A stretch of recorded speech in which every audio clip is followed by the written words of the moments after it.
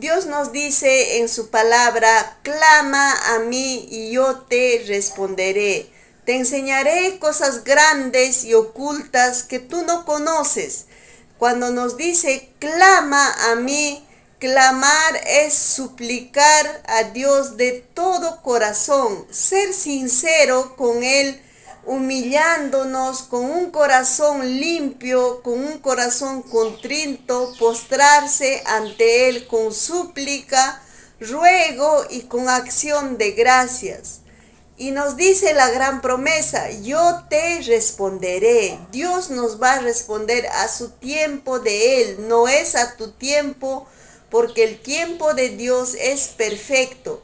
Yo te responderé y te enseñaré cosas grandes y ocultas que tú no conoces. Cuando nos dice yo te enseñaré, nos dice que Él nos